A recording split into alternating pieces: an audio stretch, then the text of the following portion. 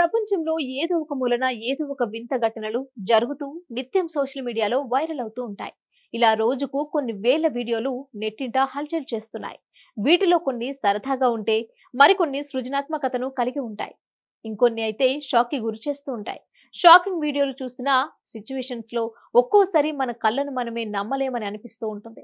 తాజాగా అలాంటి ఓ వీడియోనే ప్రస్తుతం నెట్టింట తెగ వైరల్ అవుతోంది. సాధారణంగా మనం గ్యాస్ స్టవ్ ను వెలిగించాలంటే లైటర్ లేదా అగ్గిపెట్టెను వాడుతూ ఉంటాం. ఈ రెండింటి ద్వారా కాకుండా కేవలం చేతివేలి ద్వారా మాత్రమే ఓ వ్యక్తి గ్యాస్ స్టవ్ ను వెలిగించాడు. దీనికోసం అతడు ఎలాంటి వస్తువులను వాడలేదు. వంటగదిలో కుర్చీపై కూర్చొని ఓ యువకుడు గ్యాస్ స్టవ్ ఆన్ చేశాడు. ఆ తర్వాత తన కుడి చేతివేలును బర్నర్ పై ఉంచాడు. మరో వ్యక్తి యువకుడు తలపై టవల్ ను ఉంచి దానిని కొంచెం గట్టిగా లాగాడు.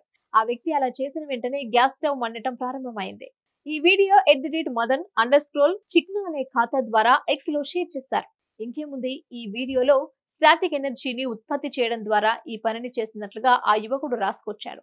ఈ వీడియో చూసిన నెటిజన్లు ఫిదా అవుతూ తమదైన శైలిలో యువకుడిని పొగుడుతూ కామెంట్లు చేస్తున్నారు.